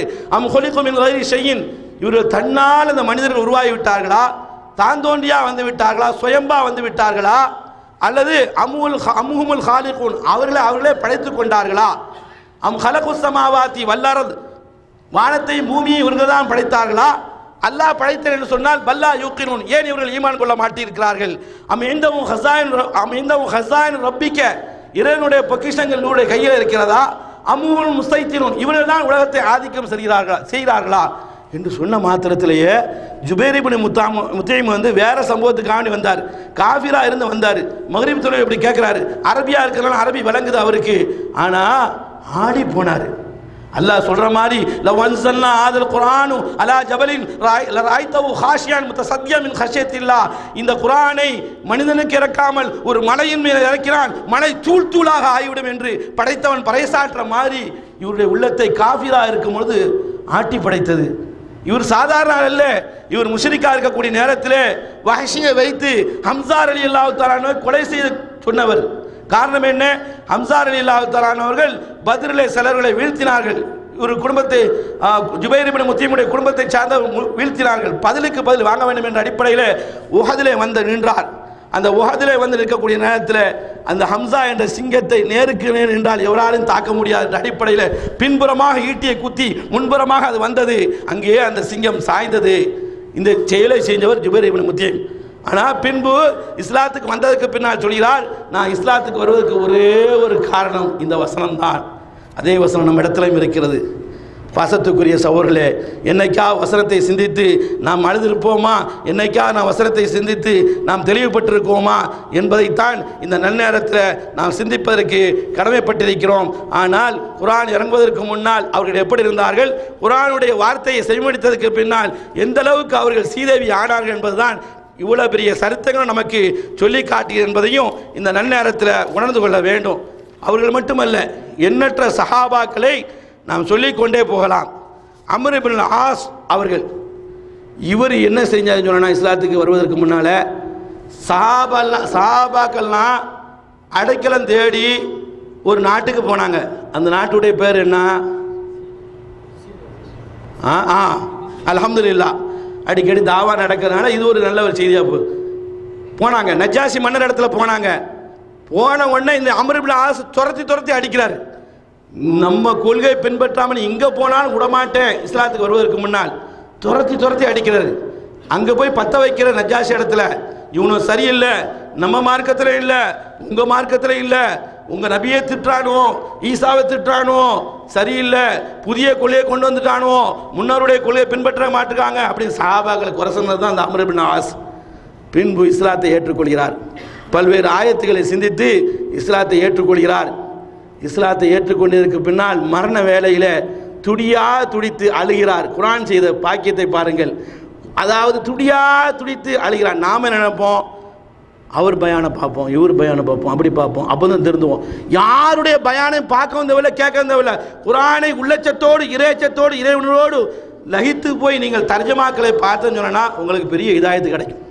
அவர் கடைசி காலத்தில் இருந்து மரண வேளையிலிருந்து அம்ர் இப்னு ஆஸ் அவர்கள் அழுகிறார்கள். அழுகக்கூடிய நேரத்தில் பக்கத்தில் இருந்த மகனார் சொல்கிறார், ஏன் அழுகிறீங்க, இஸ்லாத்தை ஏற்றுக்கிட்டீங்க, ரசூல் ஸல்லல்லாஹு அலைஹி வஸல்லம் உங்களுக்கு நல்ல நன்மாராயன்னு சொன்னாங்க, நீங்கள் நல்ல மனிதனாக இருந்தீங்க, அம்மா பஷரக்க ரசூலுல்லாஹ் பெருமானார் ஸல்லல்லாஹு அலைஹி வஸல்லம் சுப செய்திலாம் சொல்லலையா, உங்களுக்கு வெற்றி இருக்கிறது, ஜன்னத் இருக்குன்னு சொல்லலையா, அதனால ஏன் அழுகிறீங்க என்று கேட்டார்கள். அப்பொழுது அவர் சொன்னார், அம்ர் இப்னு ஆஸ் சொன்னாங்க, நான் இஸ்லாத்தை ஏற்றுக்கொண்டேன், லா இலாஹ இல்லல்லாஹ் முஹம்மது ரசூலுல்லாஹ் என்று நான் சொன்னேன். ஆனால் அதை சொல்லியதற்கு பின்னால் ஒரு 3 கட்டங்களை தவிர்த்து வந்திருக்கிறேன். ஒரு கட்டம் என்னன்னு சொன்னேன்னா, பெருமானார் ரசூலுல்லாஹி ஸல்லல்லாஹு அலைஹி வஸல்லம் அவர்களை முகத்தை பார்த்தாலே இஸ்லாத்துக்கு வரக்குமா எனக்கு பிடிக்காது, எங்கேயாவது கண்டா அவளை போட்டு தள்ள வேண்டும், கொலை செய்து விட வேண்டும் என்ற அடிப்படையில் தான் என் வாழ்க்கை ஓடிக்கொண்டே இருந்தது. ஆனால் அந்த நிலைமையில் மரணித்திருந்தால் என் நிலைமை என்ன ஆயிருக்கும், அதை நினைத்து நான் கண்ணீர் விட்டு அழுகிறேன் என்று மகனிடத்தில் சொன்னார். அதற்கு பிறகு நான் இஸ்லாத்தை ஏற்றுக்கொண்டு விட்டேன். ஆனால் இஸ்லாத்தை ஏற்றுக்கொண்டதற்கு பின்னால் அல்லாஹ்வுடைய திருத்தூதர் ஸல்லல்லாஹு அலைஹி வஸல்லம் அவர்கள் முபாரக்கான கரத்தை பிடித்து பையத் செய்கிறேன். பையத் செய்யக்கூடிய நேரத்தில் ரசூல் ஸல்லல்லாஹு அலைஹி வஸல்லம் அவர்களே கையை நீட்டுங்கள் என்று சொல்கிறேன். பெருமானார் இரு கரத்தை நீட்டுகிறார்கள். நீட்டக்கூடிய நேரத்தில் கையை ஒதுக்கிக் கொள்கிறேன். பெருமானார் கேட்டார்கள், அம்ர் அவர்களே உங்களுக்கு என்ன ஆகிவிட்டது என்று கேட்டார்கள். அப்பொழுது நான் சொன்னேன், ஒரு நிபந்தனை வேண்டும், ஒரு ஷர்த்து போடுகிறேன், அதற்கு நீங்கள் ஒப்புக்கொண்டால் இஸ்லாத்தை ஏற்றுக்கொள்ளும். என்னப்பா ஷர்த்து அப்படின்னு கேட்டாங்க அம்ர் இப்னு ஆஸ் ரசூல் ஸல்லல்லாஹு அலைஹி வஸல்லம். அதாவது இஸ்லாத்தை ஏற்றுக்கொண்டு விட்டால் என்னுடைய பாவங்கள் எல்லாம் மன்னிக்கப்பட்டு நான் சொர்க்கத்துக்கு தயாரானவனாக ஆக வேண்டும் என்ற அடிப்படையில் தான் ஒரு ஒப்பந்தம். அது ஒன்றும் பிரச்சனை இல்லையே. ரசூல்லா சொன்னாங்க, வான்னல் இஸ்லாம எஹ்தீமு மாக்கான கபுலா, நிச்சயமாக யார் இஸ்லாத்தை ஏற்றுக்கொண்டார்களோ முன்போடைய பாவங்கள் எல்லாம் அல்லாஹ் தகுடுபடி ஆக்கி விடுறான், இடித்து விடுகிறான் என்று சொன்னார்கள். வான்னல் ஹிஜ்ரத்து இருக்கிறது, ஒரு நாடு விட்டு நாடு வந்து சஹாபாக்கள் சென்றார்களே, சொத்துக்களை இழந்து, சுகங்களை இழந்து, வீடுகளை இழந்து, மனைவிகளை இழந்து, மக்களை இழந்து, தொழிலை இழந்து, எல்லாத்தையும் இழந்து ரத்தத்தை சிந்தினார்களே, இது முன் சென்ற பாவங்கள் மன்னிக்கப்படும். வானல் ஹஜ் இருக்கிறது, அது யஹ்திமாக்கான கபுலா, முன் சென்ற பாவங்கள் மன்னிக்கப்பட்டு அதுவும் நல்லவர்களாக ஆகிவிடுவீர்கள் அப்படின்னு சொன்னாங்க. இப்போ நான் களிமா ஏற்றுக்கொண்டவொடனே நான் மரணித்திருந்தால் நான் சொர்க்கவாசியாக ஆயிருப்பேனே, அதற்கு பின்னாலும் வாழ்ந்தேன். ஆனால் ரசூல் ஸல்லல்லாஹு அலைஹி வஸல்லம் அவர்கள் சில பதவிகளையும் பொறுப்புகளையும் தந்தார்கள். அதில் ஏதேனும் குறை செய்திருப்பேனா அஞ்சுகிறேன், அதற்காக வேண்டி தண்டனை கிடைக்குமா என்று பயப்படுகிறேன் என்ற அளவுக்கு குர்ஆன் அவருடைய வாழ்க்கையை இந்த அளவுக்கு சீர்தூக்க வச்சது. குர்ஆன் இந்த அளவுக்கு அவரை அல்லாஹ்வின் பக்கமும் மறுமையின் பக்கமும் சொர்க்கத்தின் பக்கமும் வெற்றியாக்கி காட்டினது. அதற்கு முன்னால் எந்த காட்டு மிராண்டிகளாக இருந்தார்கள் என்று சொல்லப்படுகிறதோ அவர்கள் மிகப்பெரிய நல்லவர்கள் ஆனார்கள். எல்லாவற்றுக்கும் அல்லாஹ் இடத்துல உள்ள அந்த மகத்தான அந்த சக்தியை வைத்துத்தான் நல்லவர்களாக வல்லவர்களாக வாழ்ந்தார்கள். அதற்கு பிறகு ரசூல் ஸல்லல்லாஹு அலைஹி வஸல்லம் இடத்திலிருந்து பாடம் கற்றது ஒரு காரணம் என்பதையும் பார்க்கிறோம். எத்தனை சஹாபாக்கள், அதாவது அவுஃப் இப்னு மாலிக் என்ற சஹாபி ரசூல் ஸல்லல்லாஹு அலைஹி வஸல்லம் அவர்களுக்கு பின்னாண்டு ஒரு ஜனாஸால கலந்து கொண்டு பின்னாண்டு மாமுமா தொழுகிறாங்க. தொழுவும் போது பெருமானார் ஸல்லல்லாஹு அலைஹி வஸல்லம் அவங்க ஒரு துஆ ஓதுறாங்க. அல்லாஹ் மஃபிர் லஹு வரஹம்ஹு, யா அல்லாஹ் இந்த பாவத்தை, மையத்துடைய பாவத்தை மன்னிப்பாயாக, அதுக்கு கருணை காட்டுவாயாக, வாஃபி அதுக்கு சோத்தை கொடுப்பாயாக, வாஃபி வாஃபானுடைய பாவத்தை மன்னித்து வாக்ரீம் நுஸ்லஹு அது இறங்கும் இடத்தை நீ சங்கைப்படுத்துவாயாக என்றெல்லாம் ரசூல் ஸல்லல்லாஹு அலைஹி வஸல்லம் அவங்க நீண்ட நெடிய துஆ ஓதுறாங்க. வவஸ்ஸி மத்கலஹு அது இறங்குகிற இடத்தை நீ விசாலமாக்குவாயாக, வாக்ஸிலு பில் மாயி வஸ்ஸல்ஜி அதாவது தண்ணீரை கொண்டும் ஆலங்கட்டியை கொண்டு இவருடைய பாவத்தை சுத்தப்படுத்துவாயாக, எப்படி வெள்ளை ஆடையை நீ சுத்தப்படுத்துவாயோ அதுபோல் நீ சுத்தப்படுத்துவாயாக, வாப்திலு தாரன் ஹைரம் மின் தாரி இந்த உலகத்தில் எப்படி வாழ்ந்தால் அதை விட சிறந்த வீடை கொடுப்பாயாக, சிறந்த மனைவியை கொடுப்பாயாக, அவரை சொர்க்கத்தில் நுழைப்பாயாக, கபருடைய வேதனையிலிருந்து நீ பாதுகாப்பாயாக. இப்படி அரபியில் ரசூலுல்லாஹ் ஓதுறாங்க. இன்னைக்கு நமக்கு நிறைய பேருக்கு, பாதி பேருக்கு இந்த சபையிலே கேட்டால், அதாவது ஜனாசா தொழுகையில் என்ன துவா ஓதுன்னு கேட்டால் பாதி பேருக்கு தெரியாது. இப்படி தான் நம்முடைய வாழ்க்கை இருக்குது. இன்னும் சொல்லப்போனால் சிலவங்க பாக்கியம் இல்லாமல் ஆயிடுறாங்க. தான் தகப்பனுக்கு தான் தொழு வைக்கப்படுது, தன் தாய்க்கு தான் தொழு வைக்கப்படுது, அதில் கூட கலந்து கொள்ளாமல் மையத்தை பக்கத்தில், அதாவது கபரிஸ்தான் பக்கத்தில் போய் இருக்கக்கூடிய காட்சியை பார்க்குறோம். ரசூலுல்லாஹ்வுக்கு பின்னால் நின்று இந்த துவாவை கேள்விப்படுறாங்க. அந்த சஹாபி சொல்கிறாங்க, அந்த மையத்து நானாக இருக்க வேண்டுமே, இது நமக்கு வருமா? இப்படி சொன்னாலே அட்டாக் வந்துடும். அந்த மையத்து நானாக இருக்க வேண்டுமே, இவ்வளோ பெரிய துவாவுக்கு சொந்தக்காரராக அந்த மையத்தை ஆகிவிட்டதே, இது எது அமைத்தது? அருள்மறையாம் திருக்குர்ஆனை சிந்தித்ததுனால அல்லாஹ் சொல்லி காட்டுகிறான், யா அய்யுஹல்லதீன ஆமனு, ஓ இறை விசுவாசிகளே, இத்தகுல்லாஹ் அல்லாஹ்வை பயந்து கொள்ளுங்கள், வல் தன்துர் நஃப்சும் மா கத்தமத் லிகதின் நாளை மறுமைக்காக வேண்டி என்ன சேமித்து வைத்திருக்கிறது என்பதை அவர்கள் நினைத்து பார்த்து ஒவ்வொரு வினாடியும் அல்லாஹ்வை இடத்துல மன்றாடி அழுது புலம்பி, யா அல்லாஹ் எங்களுக்கு சொர்க்கத்தை தருவாயாக என்று கேட்டதன் காரணமாகத்தான் அவருடைய வாழ்க்கை இந்த அளவுக்கு ஆனது. அது மட்டுமல்ல, உங்களுக்கு தெரிஞ்ச ஒரு சம்பவம் சகோதரர்களே, யாரும் கேட்காத முஸ்லிமே இருக்க முடியாது. அபூ தல்ஹா மிகப்பெரிய வசதி உள்ள சஹாபி, பணக்கார சஹாபி, அன்சாரி சஹாபி, மதீனாவில் வாழ்ந்தவர். அவருக்கு மிகப்பெரிய சொத்துக்கள் இருந்தன, பெரிய தோட்டம் இருந்தன, ஈத்தமலம் தோட்டம் இருந்தன. அதுதான் அவருக்கு பெரிய விருப்பமாகவும் இருந்தது. அதற்கு பெயர், அந்த தோட்டத்துக்கு பெயர் என்ன பெயர்? பைருஹா. அல்ஹம்துலில்லாஹ் கேட்டிருக்கீங்க, எத்தனையோ செய்தியில் கேட்டிருக்கோம், ஆனால் நடைமுறைப்படுத்தணுமான்னு பார்க்கணும். அவர் அந்த தோட்டம் எங்கே இருந்தது? பெருமானார் ஸல்லல்லாஹு அலைஹி வஸல்லம் பள்ளிக்கு முன்னால் இருந்தது. அதில் தான் ரசூலுல்லாஹ்வே அடிக்கடி போய் மருதமான தண்ணியை குடிப்பாங்களாம், அங்கே போயிட்டு வருவாங்களாம். ஆனால் ஒரு ஆயத்து இறங்கிச்சு, லந்தனா லுல்பிர்ர ஹத்தா துன்ஃபிகு மிம்மா துஹிப்பூன். இந்த ஆயத்து நம்ம இடத்துல இன்னைக்கு இருக்கிறது.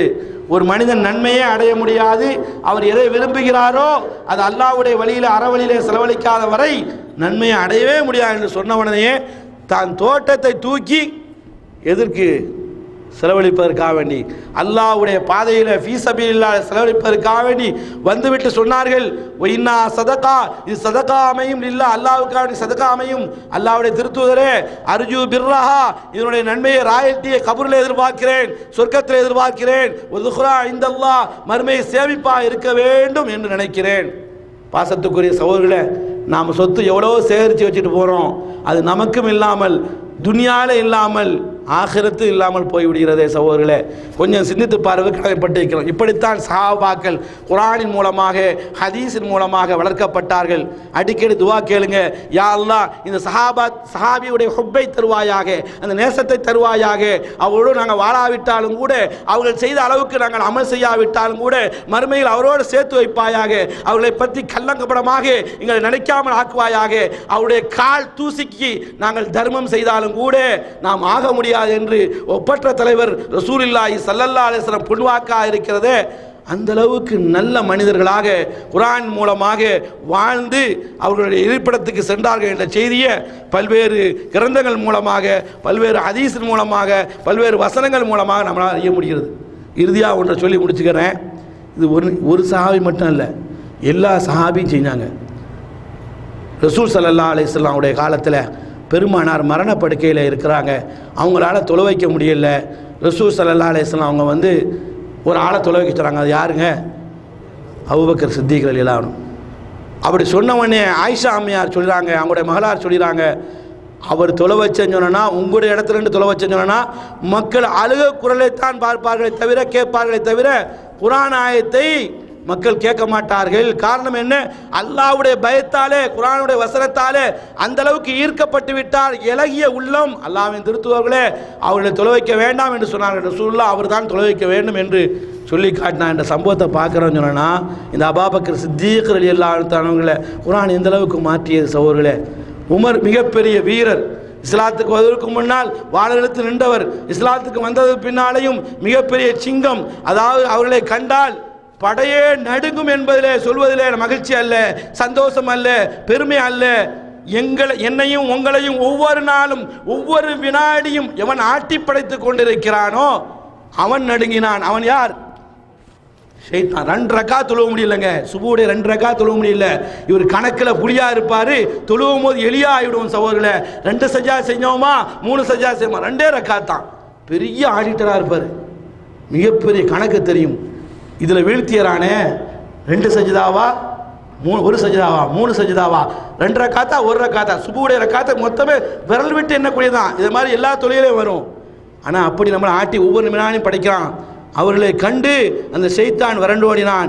அப்படிப்பட்ட அவர் நாவிலே அல்லாஹ் பேசுகிறான். அவர் ஷிர்க்கை ஒழித்து காட்டினார். இஸ்லாத்துக்கு வந்ததற்கு பின்னால் ஏகத்துவவாதியாக வாழ்ந்து காட்டினார். அவர்தான் சொன்னார், காபாவுடைய இதற்கு எந்த சக்தி இல்லை என்று சொன்னார், அதை எதையும் வணங்காது என்று சொன்னார். அல்லாஹ்வும் சொல்லி காட்டினான். அத்தை உமர் ரலியல்லாஹு தஆலா குர்ஆன் வசனத்தை ஓதக்கூடிய நேரத்தில் இன்னமா சூரத் யூசுஃப்ல ஓதுனாங்களாம், இன்னமா அஷ்கு பஸ்ஸி வஹுஸ்னி இலல்லாஹ், என் கவலையையும் என் துக்கத்தையும் அல்லாஹ்விடமே முறையிடுகிறேன். சில செயல்களை நன்மை என்ற அடிப்படையிலே நாங்கள் செய்துவிட்டோமே, அதை நினைத்து வருந்துகிறோம் என்று அழுதார்களாம். எப்படி உமரை மாற்றி அமைத்தது இந்த குர்ஆன் வசனம் சகோதரர்கள். அது மட்டுமல்ல, அன்னை ஆயிஷா ரலியல்லாஹு தஆலா அவர்கள் அழுது கொண்டே இருந்தார்கள். ஒரே ஒரு வசனம் தான், ஃபமன்னல்லாஹு அலைனா, அல்லாஹ் மட்டும் எங்களுக்கு பேருபகாரியா இல்லைன்னு சொன்னால் நாம் நரகத்துக்கு போயிருப்போமே, ஓகானா, அல்லாஹ் எங்களை பாதுகாத்தான், அதாப சமூம், கொடுமையான அந்த நரக நெருப்பிலிருந்து பாதுகாத்தான் என்று சொல்லி விடிய விடிய அழுத சரித்திரத்தை எல்லாம் பல்வேறு வரலாறுகளில் பார்க்கிறோம் என்று சொன்னால் சகோதரர்களே, ஒவ்வொரு சஹாபாக்களும் இப்படி திகழ்ந்தார்கள். இப்னு அப்பாஸ் போன்றவர்கள் இவ்வாறு செய்தார்கள் என்ற செய்தியெல்லாம் பல்வேறு சம்பவத்தில் பார்க்கிறோம். இறுதியாக ஒன்றை சொல்கிறோம், அல்லாஹ் நம்மை பார்த்து சொல்கிறான், இன்னஃபி தாலிக்க லதிக்ரா லிமன் கான லஹு கல்புன். இதை நல்லா சிந்திங்க. உனக்கு உண்மையான இருதயம் இருந்தால் இந்த குர்ஆன் உனக்கு நல்ல உபதேசத்தை ஏற்படுத்தி கொண்டே இருக்கும். உனக்கு அதாவது வல்க சம, நீ ஒழுங்காக செவிமெடுத்து கேட்டு அதன் பிரகாரம் நடந்தால் ஒவ்வொரு ஷஹீத். இதில் பாடமும் படிப்பினையும் இருக்கிறது என்று அல்லாஹ் சொல்கிறான். நமக்கு உள்ளம் இருக்குதா அல்லது உள்ளத்தில் கல் இருக்குதான்னு பார்க்கணும். அல்லாஹ் இந்த வசனத்தை சொல்கிறான். ஒரு வசனத்தில் சொல்வானே, தௌராத்து கொடுக்கப்பட்டவர்கள் அதன் பிரகாரம் நடக்கவில்லை என்று சொன்னால் கழுதைக்கு ஒப்பானவர்கள் என்று அதை விட கேவலமான 2 ஒரு இடத்துல சொல்லி காட்டுகிறான். அதே நிலைமை வருகிறதா என்பதைத்தான் இந்த நன்னேரத்தில் சிந்திக்க வேண்டும். அல்லாஹ் சொல்லி காட்டுகிறான், இந்த குர்ஆன் அருளப்பட்டதே லியுந்திர மன்கான ஹய்யன், செத்தவனுக்கு அல்ல, உயிரோடு இருப்பவனுக்கு உயிரோட்டம் ஊட்டுவதற்காக வேண்டி, எச்சரிக்கை செய்வதற்காக வேண்டி வந்தது. சஹாபாக்கள் இந்த குர்ஆனை ஓதக்கூடிய நேரத்தில் அவருடைய மேனி சிலித்தது, அல்லாஹ்வுடைய பயத்தை ஏற்படுத்தினார்கள். அல்லாஹ் சொல்லி காட்டுகிறான், ரப்பஹும், தன்னுடைய இறைவனை பயந்தவர்களாக அவர்கள் குர்ஆன் வசனத்தை ஓதினார்கள். சும்ம தலீனு ஜுலூதஹும் வ குலூபுஹும் இலா திக்ரில்லாஹ், அவருடைய உடம்பும் அவருடைய தோள்களும் அவருடைய உள்ளங்களும் கவலையால், குர்ஆனை ஓதக்கூடிய கவலையால், பயத்தால் எல்லாத்திலையும் வெளிப்படுத்தி காட்டினாங்க. சகோதரர்களே, இப்போ நான் பேசிக்கொண்டிருக்கோமோ ஏதாவது அதிர்ச்சி விட்டு சம்பவம் இருந்ததுன்னு சொன்னால் என் முகமே மாறிவிடும். ஆனால் அந்த அளவுக்கு குர்ஆன் மாற்றி அமைத்தது அவர்களே அல்லாஹ்வுடைய பயத்தால். நாளைக்கு என்ன அல்லாஹ் இடத்துல நிற்கப் போகிறோம் என்று நினைத்து விட்டார்கள். அதைத்தான் அல்லாஹ் நம்மை பார்த்து கேட்கிறான். அலம் யானி இல்லதீன ஆமனு அந்த தக்ஷா குலூபும், உங்களுக்கு இன்னுமா நேரம் வராமல் இருக்குது? நாளைக்கும் வாழ்வோம், நாளை கழித்தும் வாழ்வோம் நினைக்கிறீர்களா? இன்னும் அல்லாஹ்வுடைய அச்சம் வரவில்லையா?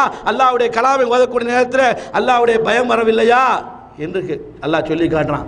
எத்தனை பேருங்க அல்லாஹ்வுக்கு பதில் கொடுக்குறோம்? எத்தனை பேர் அல்லாஹ்வுக்கு அஞ்சுறோம்? குர்ஆன் ஓதக்கூடிய நேரத்தில் மறைமட்டமாக அதாவது மட்டைகளாகவும் மரங்களாகவும் மண்ணுகளாகவும் கல்லுகளாகவும் தான் நம்மளை காட்சி அளிக்கிறோம். ரசூல் ஸல்லல்லாஹு அலைஹி வஸல்லம் அவங்க சூரத் ரஹ்மானை ஓதக்கூடிய நேரத்தில் இப்படி சஹாபாக்கள் அமர்ந்திருந்தார்கள். அமர்ந்திருக்கும் பொழுது ரசூலுல்லாஹ் சொன்னாங்க, ஏன்பா மௌனமாக இருக்கீங்க? ஜின்கள் அழகாக பதில் சொல்கிறதுன்னு சொன்னாங்க. நம்ம ஊர்லேயும் பார்க்கலாம், சூரத் ரஹ்மானை ஓதுங்க, ஏன் ஓதுங்க, அதில் ஃபொபியா வந்துட்டே இருக்குது. ஆனால் அவங்க அந்த ஜின்னுகள் பதில் சொல்லிச்சு. அல்லாஹ் ஒன்று ஒன்றா அருளை சொல்லி, கேடு கெட்டவனே, நன்றி கெட்டவனே, மாறு செய்யக்கூடியவனே, இவ்வளோ அருள் செஞ்சிருக்கான்பா, என்னுடைய அருளை என்னை மனித சமுதாயமே, ஜின் சமுதாயமே இதை பொய்ப்படுத்த போகிறேன் என்று சொல்லும் பொழுது ஜின்கள் பதில் சொல்லியதான், வல்லாஹி அல்லாஹ்வின் ஆணையாக நான் நுகத்திப் பிஆயாத்தி ரப்பினா, இறைவா எந்த அத்தாட்சியை நாங்கள் பொய்ப்படுத்தவில்லை என்று ஜின்கள் சொன்னது. நமக்கு அந்த ஆயத்தை ஓதி என்னைக்காவது பதில் சொல்லியிருப்போமா? அங்கே ஃபொய்யாதிபுல்லாஹ் அதாபல் அக்பர் சும்மா இன்ன அலைனா, அதாவது இன்ன இலைனா ஐயாவும் சும்மா இன்ன அலைனா ஹிசாபம் சொல்லும்போது அதுக்கும் பதில் சொல்ல முடியாது நம்மளால். அல்லாஹ் பேசக்கூடிய நேரத்தில் பதில் சொல்ல தெரியாத மக்களாக இருக்கிறோம். சஹாபாக்கள் அப்படித்தான் சொன்னார்கள். ரசூல் ஸல்லல்லாஹு அலைஹி வஸல்லம் அல்லாஹ் கேட்கும் போதெல்லாம் பதில் சொல்லுவாங்க. அரபியில் என்ன இருக்குது என்னங்க, அது எவ்வளோ நாளைக்கு நம்ம படிக்க முடியாது. இன்னெல்லாம் படித்து பெரிய பெரிய இன்ஜினியர்களாகவும் வல்லுநர்களாகவும் ஆகிருக்கும். அல்லாஹ் சில இடத்துல கேட்பதெல்லாம் பதில் சொல்லவே மாட்டிருக்கோம். அலைஸ பிகாதிரின் அலா யஹ்யல் மௌத்தா, மௌத்தானவனை நான் உயிர்ப்பிக்கக்கூடிய சக்தி உள்ளவனா இல்லை, நம்ம பார்த்து தான் பேசுகிறான். பலா ஆம் என்று சொன்னால் சஹாபாக்கள் சொல்லி காட்டினார்கள், ரசூலுக்கு கற்றுக் கொடுத்து காட்டினார்கள். இந்த அளவுக்கு குர்ஆனை பற்றி தெரியாமல் இருந்தால் எங்கேருந்து அழுக வரும்? இங்கே நம்ம குர்ஆனை விளங்காமல் இருந்தால் எந்த நான் முஸ்லீமுக்கு நாம் சொல்ல போகிறோம்? அல்லாஹ் சொல்கிறான், ஒய்தா சமீவும் மாவுன்சில் ரசூலி தரா ஆயினும், நல்ல மக்கள் இந்த குர்ஆன் இறங்கக்கூடிய நேரத்தில் செவிமடித்தால் தரா ஆயினும், தங்களுடைய கண்களை, அவருடைய கண்களை பார்க்கலாம், தஃபீது மினத் தமி, இரத்த கண்ணீர் வடிப்பார்களாம்.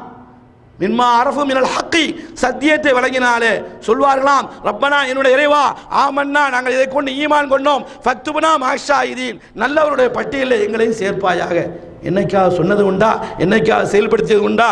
என்னைக்காவது சிந்தித்தது உண்டா? அல்லாஹ் சொல்லி காட்டுகிறான், இன்னல்லதீன ஊத்தில் இல்ம மின் கப்லிஹி, இதற்கு முன்னால் உள்ளவர்கள் யூத கிறிஸ்தவர்களாக இருந்தாலும் சரிதான், இந்த குர்ஆனை ஏற்றுக்கொண்டு விட்டால், இதா இத்லா அலைஹிம், அவர்கள் மீது குர்ஆன் ஓரப்பட்டால் யஹிரூனா அதுக்கான சுஜதா, மோகுப்புறம் அல்லாஹ் இடத்துல சஜால பணிந்தவர்களாக விழுந்துடுவாங்க.